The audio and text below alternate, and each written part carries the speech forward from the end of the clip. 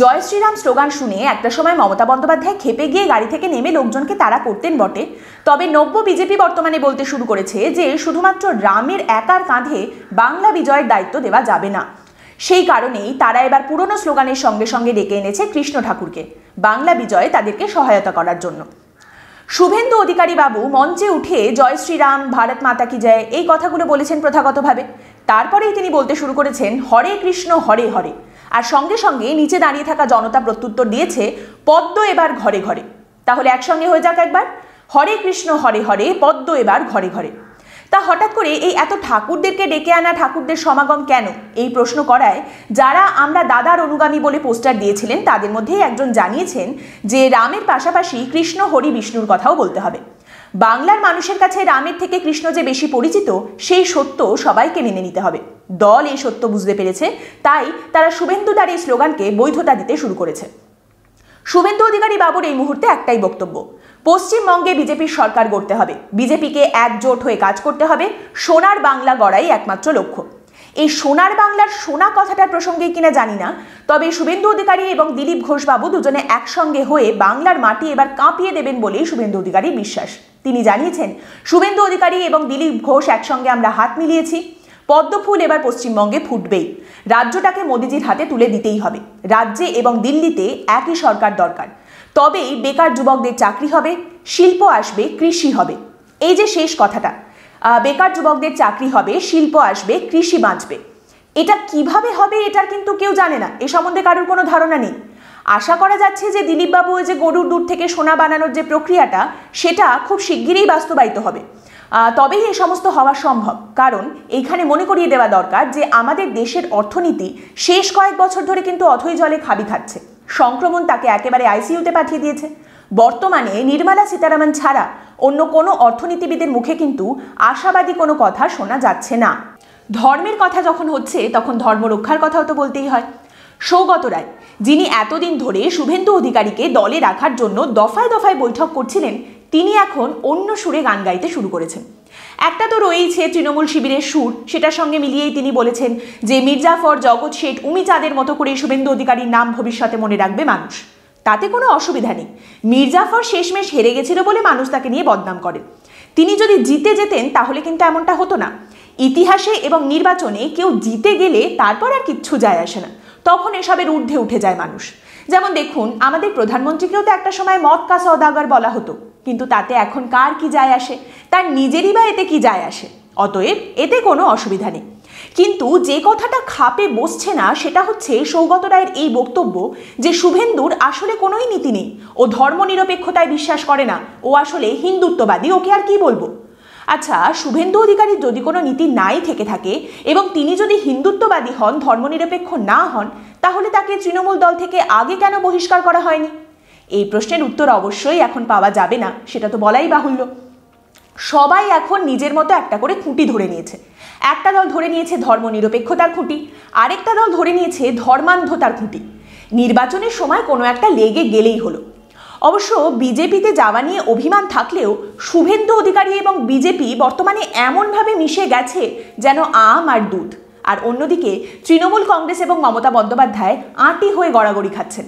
কারণ শুভেন্দু অধিকারী বলে দিয়েছেন যে তিনি এবারে যেন তেন প্রকারেণ বিজেপিকে পশ্চিমবঙ্গে জেতাবেনই এবং তারপরেই তিনি শান্তির নিঃশ্বাস নেবেন। এই রকম ডেডিকেশন, এই রকম প্যাশন সদ্য দলবদল করা মানুষদের মধ্যে হামেশাই দেখা যায়। যেমন অন্যদিকে সৌমিত্র খাঁর হৃদয় খাঁ খাঁ করে তৃণমূলে চলে আসা সুজাতা দেবী চ্যালেঞ্জ ছুড়ে দিয়েছেন যে 294টার মধ্যে যেখানে বলবেন সেইখানে শুভেন্দু অধিকারীর জামানত বাজেয়াপ্ত করবে সুজাতা দেবী। বুঝলেন তো, এই হলো রাজনীতি। এই প্রসঙ্গে একটা কথা বলে রাখা দরকার, সৌমিত্র খাঁ বোধহয় ভারতবর্ষের একমাত্র সাংসদ যিনি তার সাংসদ পদটা যে জিতেছেন তাতে নিজের কোনো কৃতিত্ব নেই। প্রেস কনফারেন্সের সময় তিনি বলেছিলেন যে তিনি কৃতজ্ঞ তার স্ত্রীর কাছে, যে তার স্ত্রী তার হয়ে ক্যাম্পেনিং করেছে, প্রচার করেছে, তাকে জিতিয়েছে। আর এখন তিনি সুরবদল করে বলছেন না না, আসলে 2019-এর নির্বাচনে তার স্ত্রী নয়, তাকে জিততে সব থেকে বেশি সাহায্য যিনি করেছেন, তার জয়ের পেছনে সব থেকে বড় হাত যার রয়েছে তিনি হলেন শুভেন্দু অধিকারী। একজন সাংসদ যার নিজের জেতার পেছনে নিজের কোনো কৃতিত্ব নেই, কৃতিত্ব হয় তার স্ত্রীর আর না হলে শুভেন্দু বাবুর। ভারী অদ্ভুত জিনিস। এসব একমাত্র বাংলার রাজনীতিতেই দেখা সম্ভব, বাংলার ইতিহাসেই দেখা সম্ভব। আর শুভেন্দু অধিকারীর বুদ্ধিমত্তা, রাজনৈতিক বুদ্ধিমত্তা এবং তার মহিমার তারিফ করতেই হয়। কারণ সৌমিত্র খাঁ যখন জিতেছিলেন তখন শুভেন্দু অধিকারী ছিলেন তৃণমূলে এবং তিনি একটা দলে থেকে অন্যদিকে বিরোধী দলের আরেকজনকে জেতায় যে এত সাহায্য করেছেন, এইটাও কিন্তু একটা অদ্ভুত ব্যাপার। এইটাও কিন্তু বাংলার নির্বাচনের ইতিহাসে একটা ইউনিক ব্যাপার, একটা ক্লাসিক জিনিস। মাঝখানে একটা বিষয় নিয়ে খুব হট্টগোল শুরু হয়েছিল যে বিজেপির ইউটিউব চ্যানেলে একটা ভিডিও যেটা জলজল করছিল এতদিন, সেখান থেকে দুটো ভিডিও ক্লিপ।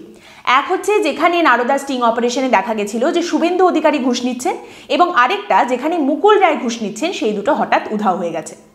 আসলে তখন সময়টা অন্য ছিল। তখন মুকুল রায় এবং শুভেন্দু অধিকারী ছিলেন তৃণমূলের আপনজন।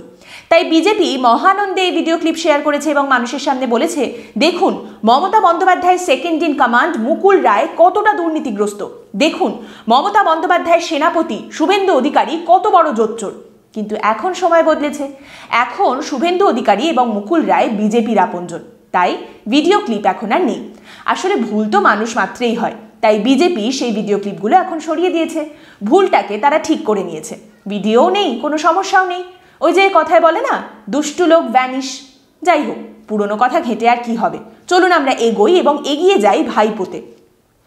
রাহুল গান্ধী আর কিছু হন বা নাই হন, অন্তত একটা বিষয়ে তিনি বিচক্ষণ, যে এই যে মিডিয়া এবং বিরোধীরা তাকে পাপ্পু বলে জেরবার করে দেয়, এই ফাঁদে তিনি কখনো পা দেন না।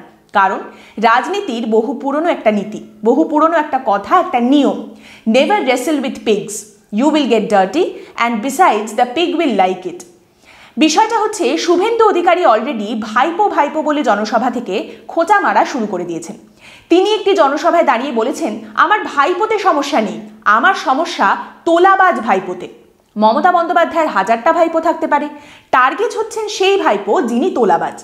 এবার মমতা বন্দ্যোপাধ্যায়ের অন্য ভাইপোরা এই তোলাবাজ কথাটাকে গায়ে মাখার আগেই অভিষেক বন্দ্যোপাধ্যায় নিজে কথাটাকে গায়ে মেখে নিয়েছেন এবং তিনি অন্য একটি জনসভায় দাঁড়িয়ে আহত হয়ে অভিমানের সুরে বলেছেন, তৃণমূল থেকে পাল্টি খেয়ে অন্য দলে যাওয়া, নিজের শির দ্বারা নিজের মেরুদণ্ড বিক্রি করে অন্য দলে যাওয়া নেতা আমাকে বলছেন তোলাবাজ ভাইপোকে হটাও। নারদার স্টিং অপারেশনে কাগজে মুড়ে টাকা নিতে তোমাকে দেখা গেছিল, তুমি তোলাবাজ, আর তুমি বলছো তোলাবাজ ভাইপোকে হটাও। এত পর্যন্ত তাও ঠিক ছিল।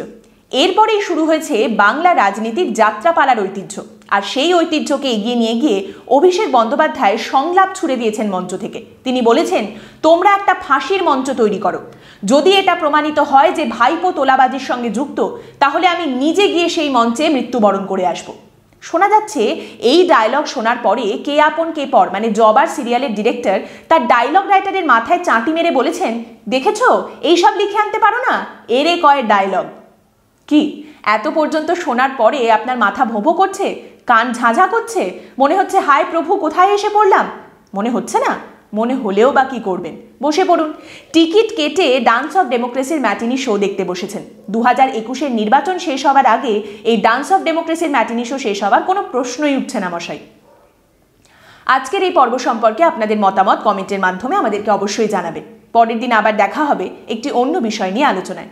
ভালো থাকবেন।